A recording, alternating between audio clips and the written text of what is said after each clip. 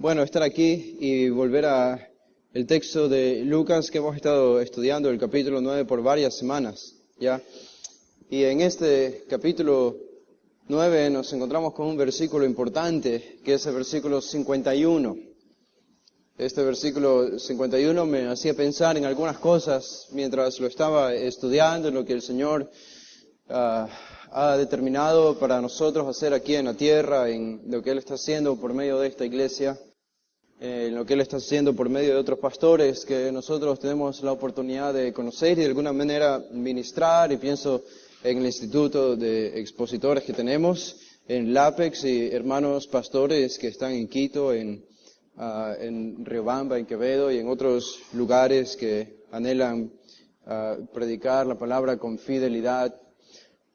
Bueno, este versículo 51 trae a la memoria, a la mente, una serie de cosas debido a su naturaleza. El versículo 51 dice así, quiero leerlo, Lucas 9:51. Cuando se cumplió el tiempo en que él había de ser recibido arriba, afirmó su rostro para ir a Jerusalén. Solo un versículo es en el que nos vamos a enfocar en esta tarde. Y este versículo tiene una posición y un rol estratégico en el Evangelio de Lucas. Es un punto de inflexión, de cambio, es un punto decisivo, un momento decisivo, un giro importante en la narración de Lucas. Es un evento clave, esencial y central en su evangelio, por lo que no podemos pasar apresuradamente por este versículo 51. Pienso que merecemos darle nuestra máxima atención, así que solo para advertirles desde ahora, no pienso ir rápidamente por este versículo 51. Entendemos el pasaje de versículos 52 al 56, está conectado y habla acerca de los hijos del trueno, ¿se acuerdan? Boanerges, Juan y Jacobo, cuando pidieron al Señor que haga descender fuego del cielo para destruir a la aldea de los samaritanos o una familia samaritana que no había querido recibir al Señor Jesús. Pero eso vendrá después. Ahora nos interesa el versículo 51, que tiene una riqueza, una profundidad que espero podamos descubrir en esta tarde y no sé si quizá la siguiente semana también. Este versículo 51, ustedes se fijan, se dan cuenta, tiene por lo menos 3 frases principales o 3 oraciones. Es la composición de este versículo 51. En primer lugar, cuando se cumplió el tiempo en que cuando se cumplió el tiempo, esa es la primera frase, cuando se cumplió el tiempo. La segunda, en que él había de ser recibido arriba. Y la tercera, afirmó su rostro para ir a Jerusalén. Aquí nos introduce este versículo. Bueno, nos introduce un material nuevo para nosotros y para Lucas en su narración. Nos introduce nada más y nada menos que al viaje de Jesús, de Galilea a Jerusalén. Si ustedes han estado con nosotros los domingos en la tarde, hemos estudiado los capítulos anteriores, comenzando desde el capítulo 4, en Lucas hasta este capítulo 9, versículo 50, lo que hemos estudiado es el ministerio de Jesús en Galilea. Recuerdan que Israel se dividía en 2 partes, Galilea al norte, Judea, donde estaba Jerusalén al sur. Y Lucas recoge en estos primeros capítulos, del 4 al 9, el ministerio de Jesús en Galilea, los milagros y las instrucciones, predicaciones y enseñanzas que él llevó a cabo en esta región, en esta comunidad, unión, conjunto de aldeas y ciudades donde venían los discípulos, los 12. Pero eso termina, llega a su fin. Y terminamos el ministerio de Jesús en el versículo 50 en Galilea. Desde allí no lo vemos más en Galilea, por lo menos en el Evangelio de Lucas, sino que lo vemos ahora en un viaje descendente de Galilea a Jerusalén. Y de una manera real también un viaje descendente de su ministerio, de su vida a su muerte en Jerusalén. Esta sección comienza en el versículo 51 y termina en el capítulo 19, versículo 27. Del capítulo 9 al capítulo 19, Lucas narra para nosotros el viaje de Jesús de Galilea a Jerusalén, el último viaje. Son 10 capítulos, aproximadamente. 10 capítulos. Es aproximadamente el 38% del material de este evangelio. Lucas lo dedica al 38%. Lucas lo dedica a narrar este viaje de Jesús. Es un material único de Jesús. Vemos que mucha de la información, la gran mayoría de la información que vamos a encontrar aquí no se encuentra en Juan, no se encuentra en Mateo, no se encuentra en Marcos. Es única de Lucas. Lucas, él ya ha establecido esta imagen para nosotros, lo que busca hacer en este versículo 51, que es a lo que nos introduce el viaje de Jesús a Jerusalén. Y es como que en realidad Lucas, al fijarnos en este versículo, quiere que nos echemos un poco para atrás y meditemos y reflexionemos. Hemos estado hablando acerca de los milagros de Jesús. Hemos estado escuchando las instrucciones, enseñanzas y predicaciones de Jesús. Pero Lucas hace un pare aquí y quiere que nos fijemos por un momento en de qué se trata todo lo que hemos estado viendo acerca de Jesús, todo lo que hemos estado aprendiendo acerca de Jesús. Él en realidad quiere quitar de nuestra mente la idea de que los milagros de Jesús son un fin en sí mismo, o incluso que las enseñanzas de Jesús son un fin en sí mismo. Lucas ya ha establecido esto antes para nosotros. Pero ¿qué es lo que busca establecer aquí? ¿Cuál es el significado real de lo que Jesús está haciendo? En otras palabras, ¿por qué Jesús hace lo que hace? ¿Por qué Jesús hizo los milagros? ¿Por qué Jesús dio ese tipo de enseñanzas? ¿Desde qué perspectiva debemos ver todo esto? ¿Qué nos recuerda este versículo 51 acerca de Jesús? Nos recuerda por qué había venido. Eso es lo que quiere comunicarnos Lucas. ¿Por qué Jesús ha venido aquí a la tierra? Debemos entonces poner la mirada en el fin de las cosas, no solamente en el medio o en los detalles. El peligro para nosotros siempre es enfocarnos en los detalles del árbol y perder de vista el bosque. Bueno, Lucas en este versículo 51 quiere que nos enfoquemos en el bosque por un momento.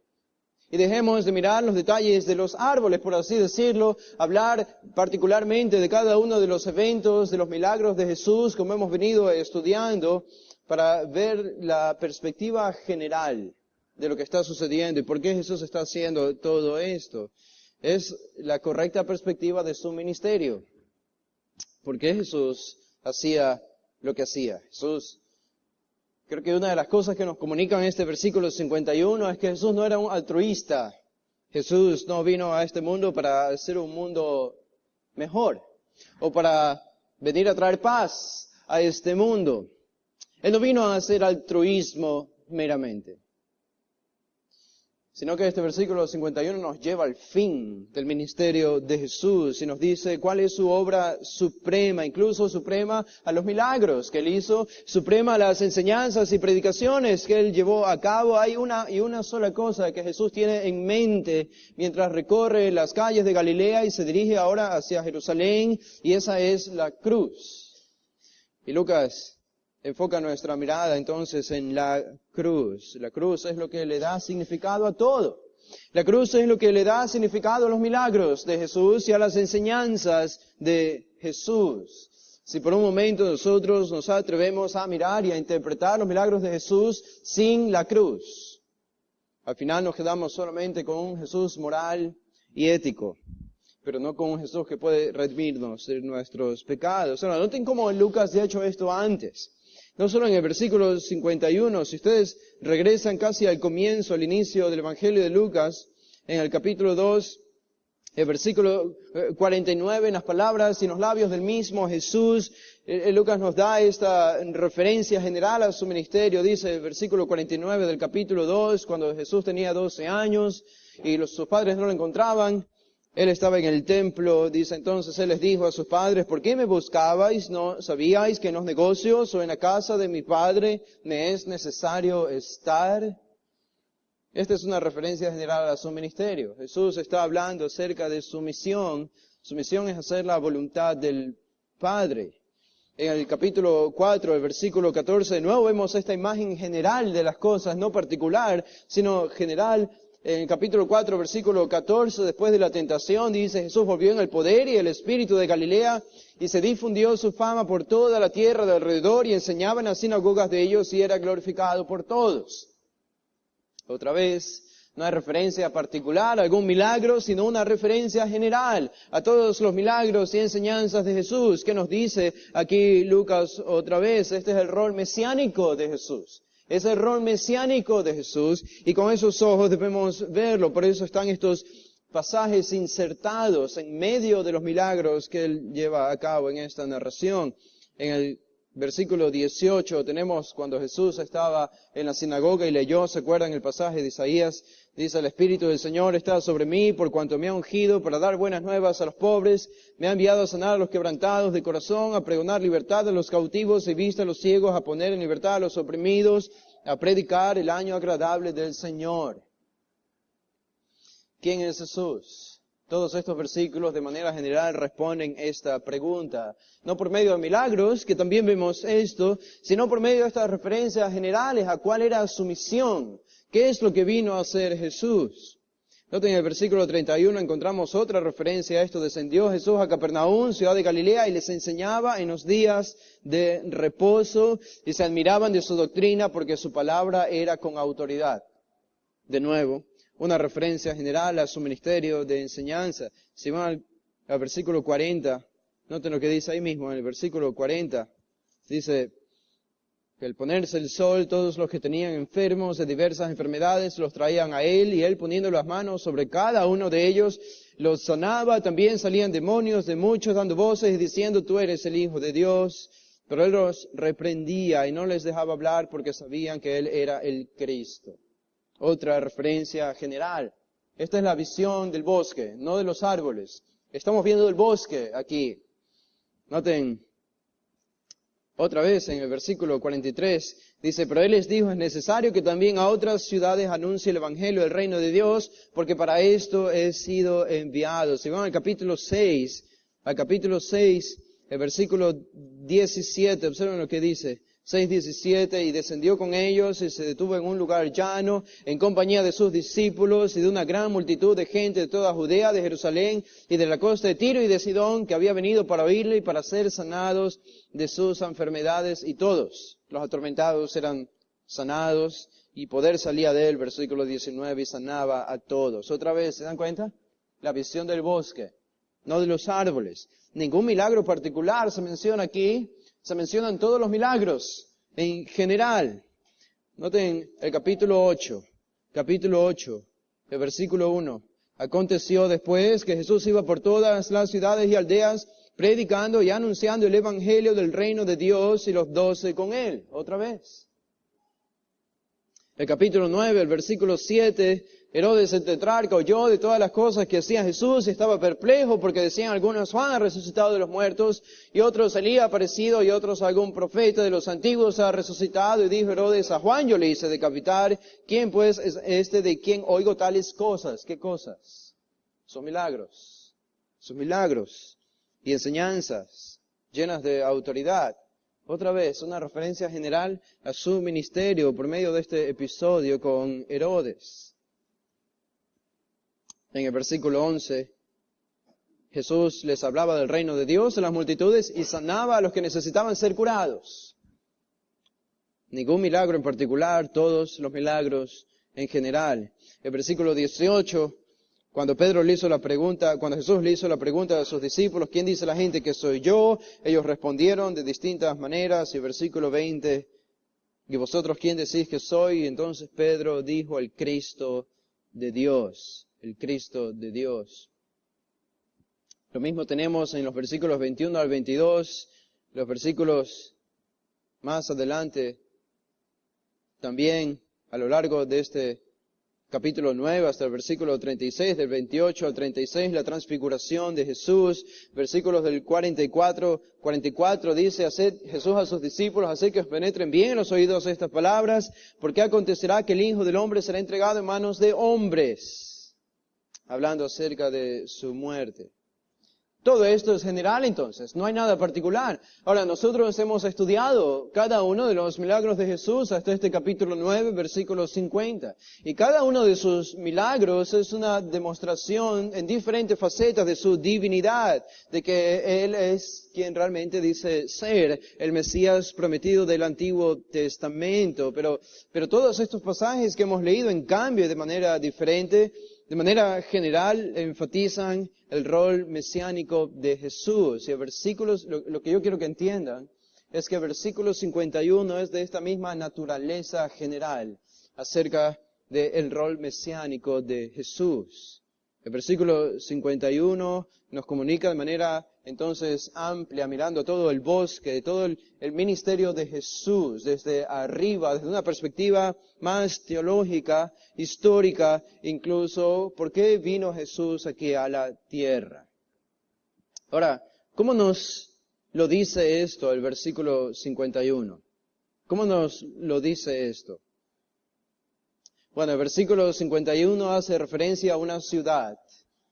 Dice que cuando se cumplió el tiempo en que él había de ser recibido arriba, Jesús afirmó su rostro para ir a Jerusalén.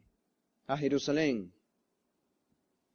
Jerusalén tiene un significado importante en la narración de Lucas. Un lugar geográfico.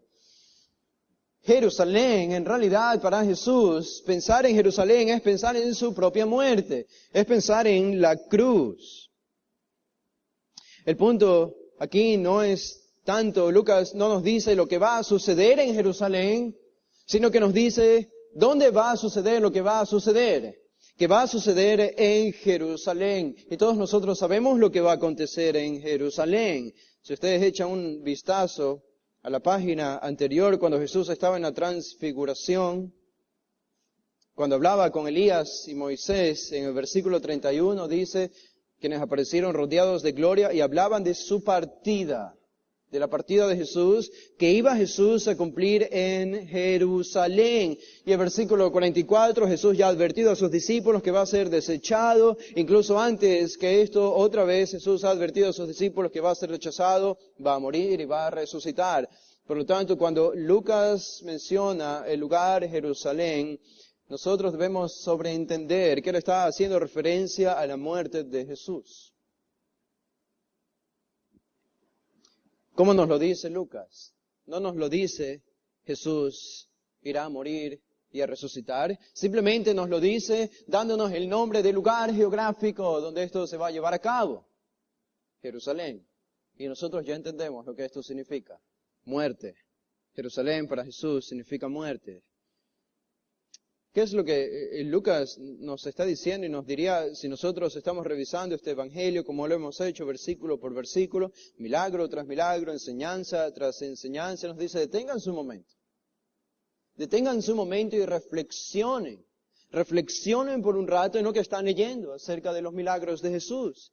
Y ni por un momento piensen que pueden interpretar los milagros de Jesús y las enseñanzas de Jesús sin hacer referencia a la cruz, al significado de su muerte y de su resurrección. Esto sería caer en el error de los que tienen la postura ética acerca de Jesús, los teólogos liberales modernos, incluso los moralistas. Muchos cristianos pueden tener este mismo enfoque al ver las enseñanzas, el ministerio y los milagros de Jesús, es ver a Jesús como un hombre ético y ver a Jesús como un hombre moral. ¿Por qué tenemos estas enseñanzas de Jesús aquí? Porque nos enseña a ser mejores personas. Porque Jesús nos enseñó cómo amar. Porque Jesús nos enseñó cómo someternos. Y si es todo lo que nosotros hacemos cuando estudiamos los evangelios, entonces estamos haciendo exactamente lo mismo que hacen los teólogos liberales. Para los teólogos liberales, la muerte y la resurrección de Jesús fue un evento periférico, secundario, sin importancia, que esencialmente no tiene el poder de transformar nuestra vida. Lo que importa, dicen ellos, es la vida moral de Jesús. Y que tú y yo debemos seguir la vida moral de Jesús. Este es el propósito de los evangelios, dirían ellos. Recuerdo cuando estaba escuchando uno de estos teólogos hablar hace poco tiempo en la última Semana Santa que tuvimos. Y Recuerdo que él estaba hablando acerca del significado de la Semana Santa y todo lo que pudo hacer de sacar del significado de la Semana Santa fue una lección moral. Una lección moral de la muerte y la resurrección de Jesús que no tenía nada que ver con la redención, con el perdón de pecados, con la sustitución. Lucas nos dice, cuídense de ese error. Ustedes no deben caer en ese error. El versículo 51 está allí entonces como un pináculo para nosotros, como un eje central para nosotros, en el que no solo Jesús cambia el enfoque de su ministerio y se dirige a un lugar geográfico distinto, sino está allí para que teológicamente nosotros también profundicemos en el significado de las cosas que hemos venido estudiando acerca de Jesús. ¿Quién es realmente este hombre? Y noten ese cambio de enfoque, lo vamos a seguir viendo a través de toda la narración del viaje de Jesús hacia Jerusalén. Y noten cómo el autor enfatiza este hecho. A partir del versículo 51, como les decía, hasta el capítulo 19, del capítulo 9 al capítulo 19 tenemos el viaje de Jesús de Galilea a Jerusalén. Y muchas cosas pasan en este viaje. Pero Lucas se asegura de recordarnos de no perder la visión general de las cosas. Noten en el capítulo 13, el versículo 22. Dice capítulo 13, versículo 22, mientras iba en su viaje hacia Jerusalén, dice 13:22, pasaba Jesús por ciudades y aldeas enseñando y encaminándose a Jerusalén. ¿Qué significa eso? Encaminándose a su muerte. Otra vez lo hace Lucas en el versículo 31. Dice, aquel mismo día llegaron unos fariseos diciéndole, sal y vete de aquí porque Herodes te quiere matar. Y les dijo, id y decid, aquella zorra hecho fuera demonios hoy. Versículo 33, sin embargo es necesario que hoy y mañana y pasado siga mi camino porque no es posible que un profeta muera fuera de Jerusalén. Jerusalén. Antes de finalizar su viaje, Lucas nos sigue recordando en medio de toda esta narración y milagros y enseñanzas de Jesús, otra vez, en el capítulo 17, el versículo 11, 17:11, yendo Jesús a Jerusalén, pasaba entre Samaria y Galilea. Jerusalén, el capítulo 18, el versículo 31. Tomando Jesús a los 12 les dijo, aquí subimos a Jerusalén y se cumplirán todas las cosas escritas por los profetas acerca del Hijo del Hombre, será entregado, escarnecido, afrentado y escupido, mas al tercer día resucitará. Los discípulos no entendieron nada acerca de esto. Y por último, en el capítulo 19, el versículo 11, verso 11, 19:11, oyendo ellos estas cosas, prosiguió Jesús y dijo una parábola por cuanto estaba cerca de Jerusalén. En el capítulo 19 Jesús ya está muy cerca de Jerusalén y es en el versículo 28 en adelante donde vemos la entrada triunfal. Jesús entra a Jerusalén donde posteriormente va a ser crucificado. Esta es la historia narrativa de Lucas. Jesús yendo a Jerusalén. Ahora, yo creo que regresen un rato a Lucas 9, versículo 51. Fíjense una frase allí que vamos a verla brevemente ahora, más bien una descripción general y breve de esta frase que aparece en el versículo 51 y más adelante vamos a ahondar más en ella. Dice, la última parte del versículo 51, Jesús afirmó su rostro para ir a Jerusalén. Jesús afirmó su rostro. Esta es una descripción de la determinación de Jesús, de la decisión de Jesús. Esta determinación de Jesús la que encausa el resto de sus actividades hasta llevarlo a la cruz. Esta determinación que está escrita de esta manera muy semítica o hebraica, haciendo reminiscencia a textos del Antiguo Testamento donde se usaban frases muy similares o exactamente iguales, afirmó su rostro, o puso su rostro para ir a Jerusalén. Este es el sentido de misión de Jesús. Jesús aquí nos muestra una determinación, un compromiso, Jesús una decisión un encauce de su misión que no podía ser interrumpido por nada, por nadie. Estamos hablando entonces de la misión de Jesús. Jesús entendió cuál era su misión.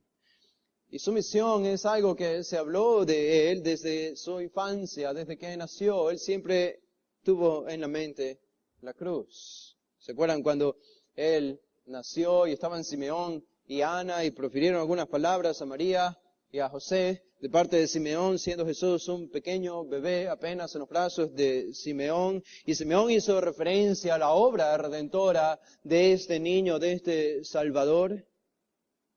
Cuando él tenía 12 años, como vimos, él dijo: en la casa de mi padre me es necesario estar. Él tenía clara cuál era su misión, por lo menos desde los 12 años. Y las referencias que encontramos en todo el ministerio de Jesús, cuando Jesús habló acerca de que el Padre le había enviado. El Padre le había enviado. Desde el pesebre estaba siempre y siempre estuvo bajo la sombra de la cruz, en las afueras de Jerusalén. Él sabía que había venido por esto. Cuando el texto dice aquí, él afirmó su rostro para ir a Jerusalén. Esta es una referencia muy humana, aunque en el Antiguo Testamento se lo usa también para Dios, pero es un antropomorfismo porque es una referencia humana, es una decisión, es una determinación interna que involucra también actividades externas y todo lo que hace la persona.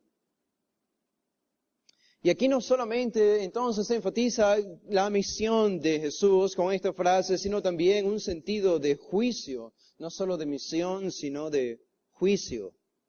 Jesús, al afirmar su rostro para ir a Jerusalén, no solamente pensó, aunque eso fue lo principal en su muerte y la obra redentora en la cruz, sino que pensó también en el juicio sobre la ciudad de Jerusalén y sobre los judíos. Hay un sentido de juicio aquí.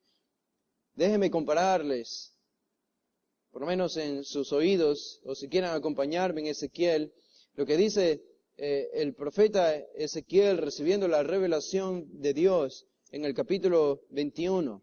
Ezequiel, el capítulo 21, vamos a ver una referencia muy similar a la que encontramos allí en Jesús. En Ezequiel 21, el versículo 2, dice: Hijo de hombre, pon tu rostro contra Jerusalén. Es la misma frase, la única diferencia es la preposición contra. Pon tu rostro contra Jerusalén y derrama palabras sobre los santuarios y profetiza contra la tierra de Israel. Y el versículo 3, dirás a la tierra de Israel: así ha dicho Jehová, he aquí que yo estoy contra ti, sacaré mi espada de su vaina y cortaré de ti al justo y al impío. Pienso que la tendencia a ver a Jesús poniendo su rostro para dirigirse a Jerusalén no es solamente una referencia que él tenía un verdadero sentido de misión y de lo que iba a hacer en Jerusalén, sino que también está pensando en el juicio contra Jerusalén, como encontramos aquí en Ezequiel 21. Y esto es justamente lo que hizo Jesús. Ustedes recuerdan cuando ya estaba aproximándose a la ciudad de Jerusalén, él profirió estas palabras: Jerusalén, Jerusalén, que matas a los profetas y apedreas a los que te son enviados. Cuántas veces quise juntar a tus hijos como la gallina a sus polluelos debajo de sus alas, y no quisiste. Y en el versículo 31 de ese capítulo 13 profiere el juicio: aquí vuestra casa os es dejada desierta. Y os digo que no me veréis hasta que llegue el tiempo en que digáis: bendito el que viene en nombre del Señor. Jesús más de una vez profirió juicio sobre la ciudad de Jerusalén. Por lo tanto, en este versículo 51, cuando Lucas nos dice que Jesús afirmó su rostro para ir a Jerusalén, en primer lugar está el sentido de misión de Jesús. Tengo que ir a Jerusalén, esa es mi muerte, es mi cruz, pero también está pensando en el juicio sobre la misma ciudad. Lo profundamente llamativo de esta frase en el versículo 51, aparte de lo que ya hemos visto, es que Jesús se determinó con tal resolución, con tal osadía y coraje y autodeterminación, no para alcanzar las glorias terrenales, sino para abrazar a la misma muerte en Jerusalén. En un sentido, iba desde Galilea como un cordero, camina hacia su matadero, a su degolladero. Así iba Jesús desde Galilea hasta Jerusalén. Jesús se determinó a ir a este lugar, y es aún más llamativo pensar que esa determinación de Jesús fue la que me dio el perdón a mí y a ti. Por lo tanto, nos parece mucho más descabellada la idea de Pedro cuando se le acercó a Jesús y le reconvino proponiéndole una idea alterna a la de ir a la cruz, diciéndole, no puede ser que tú vayas a la cruz. Esta es una idea descabellada, no solamente y principalmente porque esto significaría que ninguno de nosotros pudiese ser salvo si Jesús hacía lo que Pedro le decía, sino también porque no puedes convencer a un hombre con la determinación con la que Jesús tenía. Ahora, pensemos un poco en la cronología de los eventos. Esto me parece interesante. Ustedes saben que los cuatro evangelios se los divide frecuentemente en los estudios como 3 evangelios sinópticos porque son muy similares, Mateo, Marcos y Lucas, y allí está el evangelio de Juan aparte porque es muy diferente en su naturaleza, en su forma de escribir a los otros 3 evangelios, Mateo, Marcos y Lucas.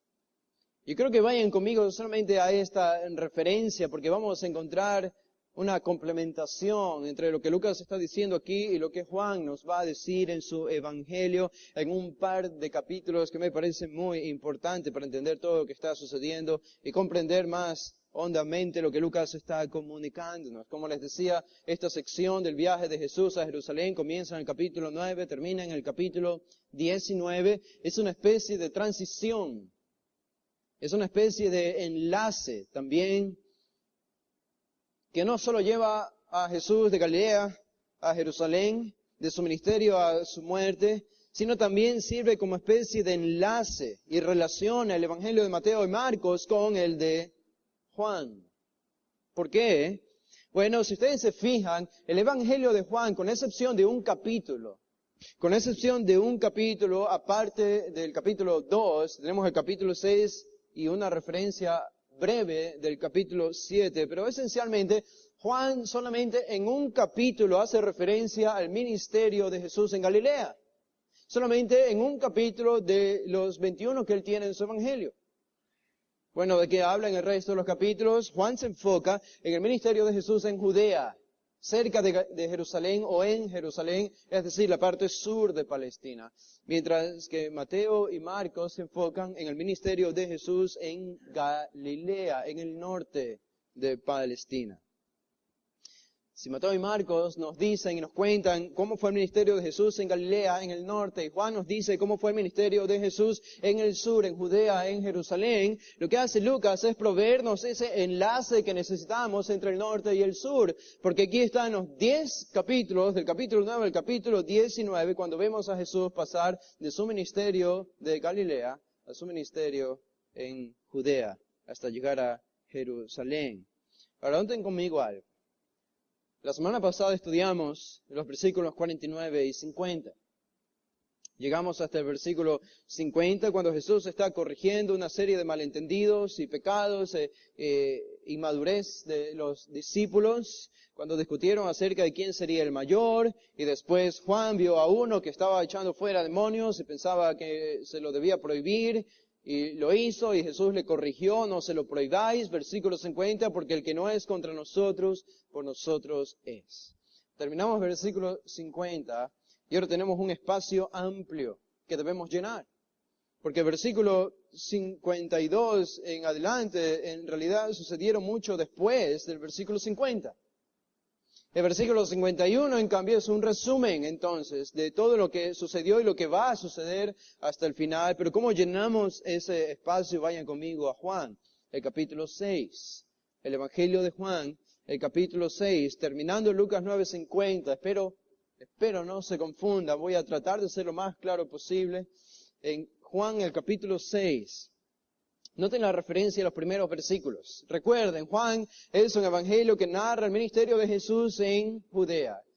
Y en el capítulo 6 es la única referencia, o casi la única referencia que Juan hace al ministerio de Jesús en Galilea, en el norte. La única referencia en todo su evangelio.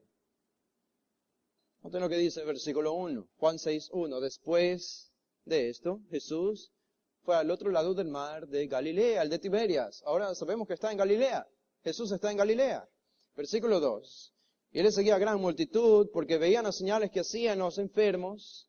Entonces subió Jesús a un monte y se sentó allí con sus discípulos. Y el versículo 4.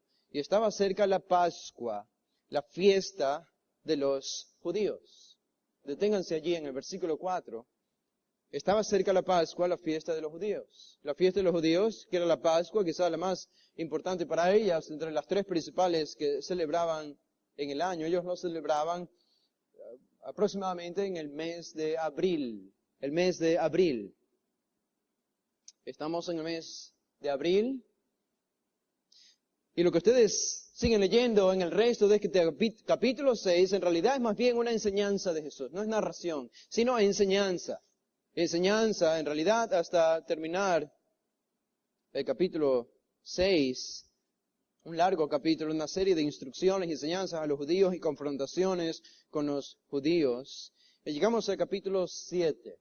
El capítulo 7. Noten lo que dice el capítulo 7, versículo 1. Después de estas cosas, andaba Jesús en Galilea, todavía está en Galilea, pues no quería andar en Judea, porque los judíos procuraban matarle. Noten el versículo 2. Estaba cerca la fiesta de los judíos, la de los tabernáculos. Si ustedes están siguiéndome detenidamente, deben pensar y deben reflexionar un poco aquí. Aparentemente hay un problema. En el capítulo 6 tenemos que es la fiesta de la Pascua. La víspera de la fiesta de la Pascua, capítulo 6, versículo 4. En este capítulo 7, versículo 2, Juan nos dice que estaba cerca la fiesta de los judíos, la de los tabernáculos. Bueno, eso nos dice que del capítulo 6 al capítulo 7 no han transcurrido días, ni semanas, sino meses. Meses, porque la fiesta de los tabernáculos se celebraba alrededor de, o cerca del mes de septiembre, o también el mes de octubre, entre septiembre y octubre. Y la fiesta de la Pascua era en el mes de marzo o abril. Hay una diferencia y un lapso de tiempo de 6 meses entre la fiesta de la Pascua y la fiesta de los tabernáculos. Entre el capítulo 6 y capítulo 7 tenemos entonces un lapso de 6 o 7 meses aproximadamente, del que Juan no nos dice nada. ¿Por qué? Porque Juan no nos habla casi nada acerca del ministerio de Jesús en Galilea. Pero saben, eso es justamente lo que nosotros hemos estado estudiando en el Evangelio de Lucas. Antes y previo al capítulo 9, cuando hemos visto a Jesús hacer milagros en Galilea, en las diferentes ciudades, en Capernaum y en las otras aldeas circunvecinas, esto es lo que llenaría el vacío de estos 6 meses aproximadamente que Juan simplemente excluye porque no es de interés para sus propósitos. Muy bien. ¿Me van siguiendo hasta aquí? Muy bien.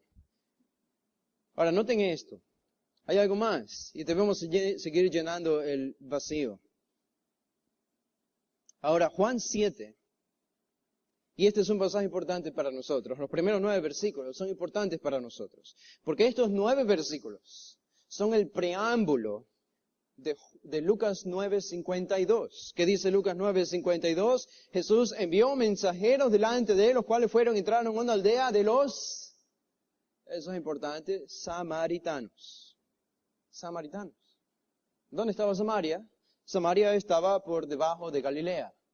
Si alguien quería ir de Galilea a Jerusalén, del norte al sur, podía y tenía que atravesar Samaria. Los judíos lo que hacían era bordear Samaria, pero sin embargo no tenía que descender y atravesar por Samaria, ya sea la frontera o el borde de Samaria o por dentro de la región de Samaria. En el versículo 52 nos dice Lucas entonces que Jesús estaba preparándose para salir y atravesar por Samaria y llegar a Jerusalén.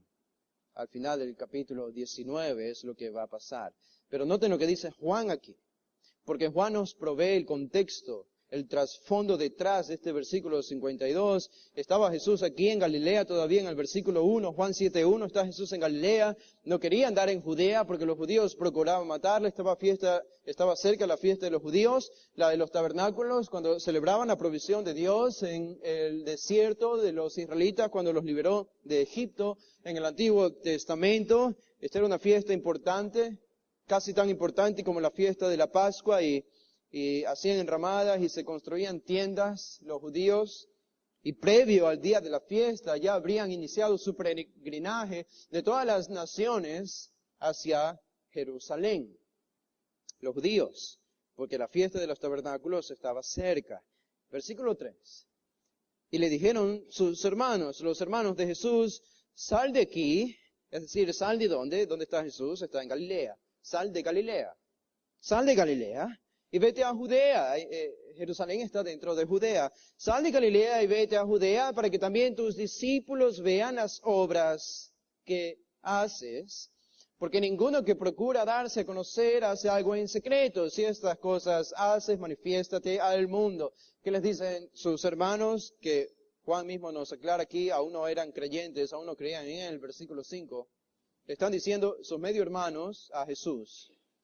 Le dicen, deja de hacer tus obras y tus milagros y tus enseñanzas en privado. Solo en esta región de Galilea. Y vete a Judea, vete a Jerusalén y aprovecha la fiesta de los tabernáculos donde habrá un montón de judíos, cientos y cientos de judíos, incluso miles de judíos allí. Y allí aprovecha, ponte en el medio de todas las reuniones y haz milagros sorprendentes para que creas. Porque si de verdad eres el Mesías como tú dices que eres, entonces manifiéstate al mundo. No hagas tus milagros solamente en una región limitada de Galilea. Manifiéstate al mundo. ¿Qué respondió Jesús? Versículo 6. Entonces Jesús les dijo, mi tiempo no ha llegado, mas vuestro tiempo siempre está presto. No puede el mundo aborreceros a vosotros, mas a mí me aborrece, porque yo testifico de él que sus obras son malas. Y otra vez, repite, versículo 8, subid vosotros a la fiesta, yo no subo todavía a esa fiesta, la de los tabernáculos. ¿Por qué? Porque mi tiempo aún no se ha cumplido. Porque mi tiempo no se ha cumplido. ¿No vienen cosas a su memoria cuando Jesús hace referencia a esto? Porque mi tiempo aún no se ha cumplido. Yo recuerdo cuando él estaba en las fiestas, en las bodas de Caná, ¿se acuerdan? Y su madre María vino a él diciéndole que se habían quedado sin vino. Y él respondió a su madre María, mujer, ¿qué tienes conmigo? Aún no ha venido mi hora. Aún no ha llegado mi hora. ¿De qué hora está hablando? En otras palabras, está hablando de la hora de su muerte. Aún no ha venido mi hora. Yo sé lo que debo hacer y yo sé lo que no debo hacer. Yo sé dónde debo ir y yo sé dónde no debo ir. Y sé el momento exacto donde debo ir a ciertos lugares y hacer lo que debo hacer, porque yo sé cuál es mi hora. Y aún esa hora no ha llegado. Aún no se ha cumplido, aún no se ha llegado, aún no ha llegado, versículo 6. Suman ustedes. Versículo 9. Y habiéndoles dicho esto, se quedó en Galilea. Se quedó en Galilea. Sus hermanos fueron a Judea, a Jerusalén, con el resto del peregrinaje judío, a Jerusalén, al sur, a celebrar la fiesta de los tabernáculos. Él se quedó allí. ¿Por qué se quedó allí? Porque él mismo dijo, aún mi tiempo no se ha cumplido. Él no quería ir públicamente. Noten lo que dice el versículo 10. Pero después que sus hermanos habían subido, entonces él también subió a la fiesta, no abiertamente, sino como en secreto. Jesús vio la necesidad de ir en secreto, porque, bueno, el contexto ya nos ha dicho, los judíos buscaban matarle, versículo 1. Los judíos procuraban matarle. Pero todavía no había llegado su hora, porque habría sido imprudente para Jesús presentarse públicamente, habría adelantado la hora de su muerte, pero aún no había llegado la hora de su muerte. Por lo tanto, se quedó en Galilea, esperando que la mayoría de los judíos vayan en su peregrinaje a Jerusalén a celebrar la fiesta, y él se quedó. Y cuando la mayoría se había ido, entonces con sus discípulos y en secreto fue a la fiesta. No abiertamente, sino en secreto. ¿Cuándo fue a la fiesta entonces? Regresen a Lucas, el capítulo 9, el versículo 51. Cuando se cumplió el tiempo en que él había de ser recibido arriba, afirmó su rostro para ir a Jerusalén. ¿Pueden ver la conexión? Después de Juan 7, 1 al 9 o 1 al 10, cuando Jesús decide quedarse en Galilea, mientras el resto va a la fiesta de los tabernáculos porque aún no había llegado su tiempo, ahora Lucas nos dice que ya llegó el tiempo. Y entonces afirmó su rostro para ir a Jerusalén. Y el resto del pasaje de Juan en el capítulo 7 nos dice cómo Jesús fue a la ciudad de Jerusalén y se presentó allí y dio una serie de enseñanzas. Esto encaja perfectamente también con el versículo 52. Noten que en el versículo 52 dice, y envió mensajeros, Lucas 9:52, él envió mensajeros delante de él, los cuales fueron y entraron en una aldea de los samaritanos para hacerle preparativos. Un judío no atravesaba por Samaria porque los samaritanos eran vistos como paganos mezclados con los judíos, se odiaban entre sí, no usaban el mismo texto, por lo menos los samaritanos solo usaban el Pentateuco y rechazaban el resto de los libros del Antiguo Testamento y eso era suficiente para los judíos como para que los rechacen y los tengan como paganos. Entonces los judíos nunca atravesaban por Samaria, sino que bordeaban Samaria. Eso lo vemos bien en Juan 4, cuando Jesús habla con la mujer samaritana. Sin embargo, Jesús, cuando se dirige final y últimamente a Jerusalén para morir, decide ir por Samaria y no bordear Samaria. ¿Por qué? Por lo que nos dice Juan 7, ¿se acuerdan? Jesús no iba a ir a la fiesta abiertamente, sino en secreto. ¿Y cuántos judíos iban por Samaria? Ninguno. Ninguno. Porque estudiaban a muerte. Jesús entonces vio estratégico ir hacia Jerusalén en la fiesta de los tabernáculos por medio de Samaria. Era el mejor método para ir en secreto y llegar a esta ciudad y hacer lo que él quería hacer. ¿Qué nos dice todo esto? Entonces, que hay un contexto para este versículo 51 hasta el versículo 56.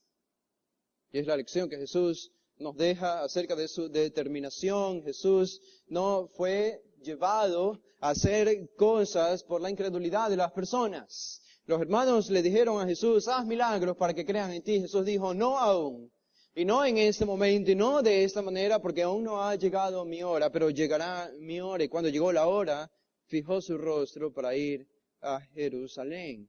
Y entonces regresamos al capítulo 9, el versículo 51. Y lo que quiero hacer ahora con ustedes es solamente dejarles con un esqueleto, para que podamos echarle carne a este esqueleto más adelante. En este versículo 51, lo voy a leer de nuevo. Dice, cuando se cumplió el tiempo en que él había de ser recibido arriba, afirmó su rostro para ir a Jerusalén. En primer lugar, vamos a estudiar la historia del Evangelio. La historia del Evangelio. Esa es la frase, cuando se cumplió el tiempo. Cuando se cumplió el tiempo. En segundo lugar, vamos a estudiar la teología del Evangelio. La teología del Evangelio, que es la segunda frase. Él había de ser recibido arriba. Él había de ser recibido arriba. Eso es una referencia teológica de Lucas. Y por último lugar, vamos a ver y hablar de la persona del Evangelio, que es la última frase del verso 51, afirmó su rostro para ir a Jerusalén. Otra manera de decir esto, en primer lugar, la historia del Evangelio, la teología del Evangelio y la persona del Evangelio, es hacer una serie de preguntas. 3 preguntas. ¿Qué nos dice el Evangelio? ¿Qué nos dice el Evangelio? Es la historia del Evangelio que debemos contar y debemos aprender. Eso es lo que nos dice el Evangelio, que Jesús en Jerusalén, cuando llegó el tiempo, murió en la cruz y resucitó al tercer día y ascendió a los cielos. Esto es lo que nos dice el Evangelio, es un evento histórico. La segunda pregunta es, ¿qué significa el Evangelio? ¿Qué significa el Evangelio? Y Lucas nos da ese significado teológico. La única manera de explicar el significado del Evangelio es hablando teológicamente. Y por eso Lucas dice allí, cuando se cumplió el tiempo en que él había de ser recibido arriba. De manera interesante, Lucas no habla de la muerte de Jesús, no habla de la resurrección de Jesús, lo ha hecho en otras ocasiones. Pero es una palabra extraña que la vamos a estudiar más adelante para hacer referencia a la obra consumada de Jesús ascendiendo a los cielos y siendo recibido por el Padre en las alturas. Él había de ser recibido arriba. Esta es una referencia teológica, es qué significa el Evangelio. Y por último, La última pregunta es, ¿de quién se trata el Evangelio? ¿De quién se trata el Evangelio? Del hombre que afirmó su rostro para ir a Jerusalén, del Dios hecho hombre. Me voy a atrever en probablemente 3 minutos a tratar de expandir el primer punto y vamos a quedarnos en ese primer punto. Y los siguientes vamos a estudiarlos las siguientes semanas si Dios permite. El primer punto, la historia del Evangelio. ¿A qué nos referimos con la historia del Evangelio? Esto no es, pienso yo, un punto inventado ni impuesto en el texto. El mismo Lucas está haciendo énfasis en esto. Él dice, solo tomando en cuenta la primera frase, cuando se cumplió el tiempo. Se cumplió el tiempo. Estos son términos y son referencias a nuestra geografía, a nuestro tiempo y a nuestro espacio. Se cumplió el tiempo. Esta es una referencia entonces al tiempo en que Jesús, al tiempo terrenal en el que Jesús debía dirigirse hacia Jerusalén y morir. En otras palabras, el Evangelio es un evento. El Evangelio es un evento histórico. Si no ponemos cuidado en enfatizar que el Evangelio es un evento histórico, lo único con lo que nos quedamos nosotros es con un evento que habrá ocurrido en los cielos, más bien esotérico y misterioso, que ninguno de nosotros puede entender y que no tiene el poder de salvar porque no ha sucedido aquí en la tierra, en el reino del ser humano. Esta es simplemente la antigua referencia cuando los teólogos liberales se levantaron diciendo que la historia de la Biblia no tiene importancia, sino el mensaje es lo que importa.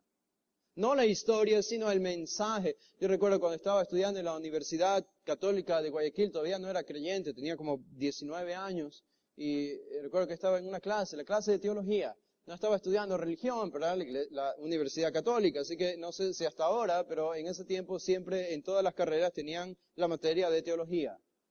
Y estudié la materia de teología, obviamente era desde una perspectiva católica y estaba el pequeño sacerdote, digo pequeño porque era de baja estatura literalmente, y estaba allí enseñándonos la clase de teología. Y recuerdo cuando hizo referencia al evento de Jonás, siendo tragado por el pez por 3 días y después siendo escupido y salió vivo después de haber orado al Señor.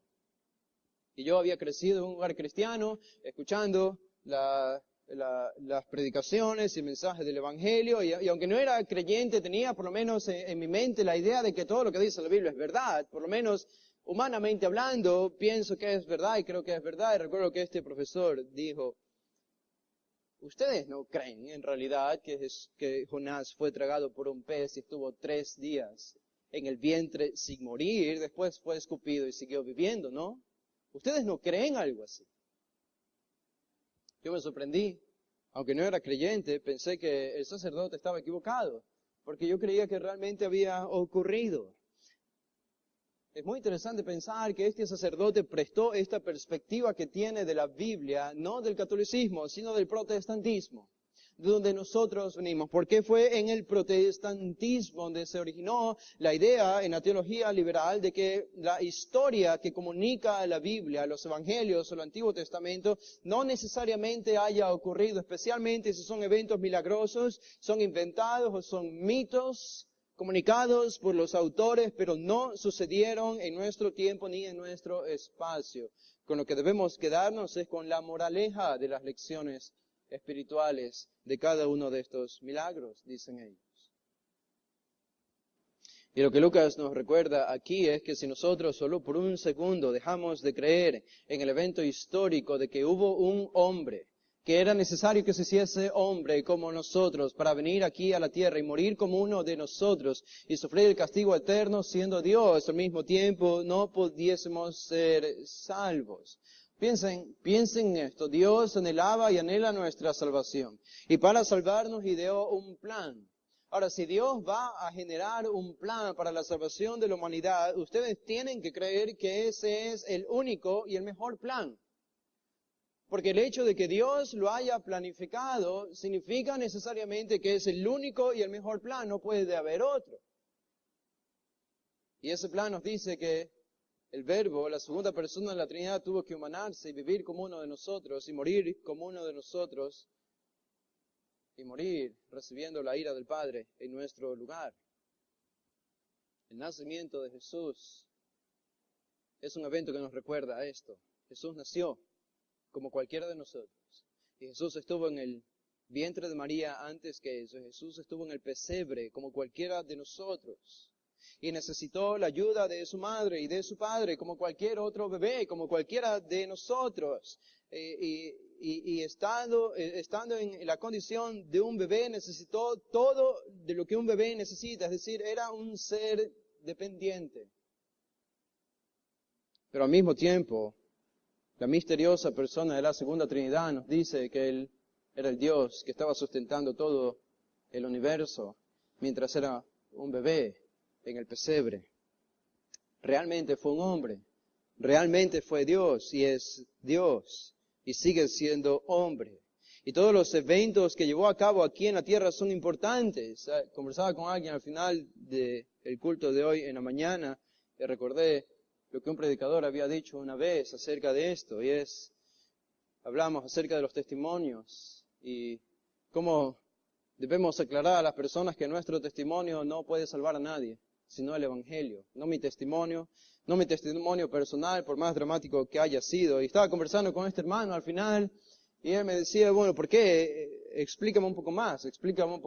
Y le dije, la idea es que cuando nosotros conversemos con una persona, en un sentido debemos ser capaces de decir, si alguien nos pregunta, ¿qué día fuiste salvo? ¿Qué día fuiste salvo? Inmediatamente nosotros lo primero que hacemos es pensar el día en que el Señor nos salvó, hace 10 años, 5 años o 20 años, en la gran experiencia dramática probablemente que tuve cuando el Señor me salvó de las cadenas del pecado. Y la respuesta más correcta que podemos dar a esta pregunta no es primero pensar en nosotros, sino que cuando alguien nos pregunte, ¿cuándo fuiste salvo? Tenemos todos que responder unánimemente, fuimos salvos un día viernes. ¿Por qué un día viernes? Porque fue el día viernes cuando Jesús murió en la cruz. Ese día, tú y yo fuimos salvos.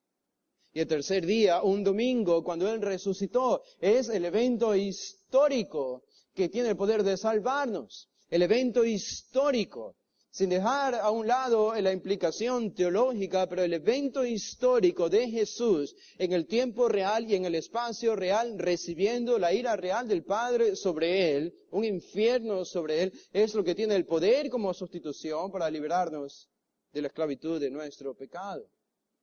Si no explicamos, si enfatizamos el evento histórico de la cruz, no tenemos evangelio. No podemos solamente hablar del perdón de pecados sin hablar de cómo llegamos al perdón de pecados por medio de lo que Jesús hizo en la cruz y lo que esto significa. Y eso nos lleva a pensar quién es Jesús al mismo tiempo, porque no pudo haber muerto como un hombre meramente, no pudo haber muerto como un Dios meramente, tenía que ser Dios hombre para sustituirnos y llevar la pena eterna de nuestro castigo. Todo esto implica una referencia histórica, no son mitos, no son leyendas. Estaba escuchando, para terminar este modo de aplicación, esto nos ayuda a entender la determinación de Jesús. ¿Se dan cuenta? ¿Por qué fue tan determinado en ir a la cruz?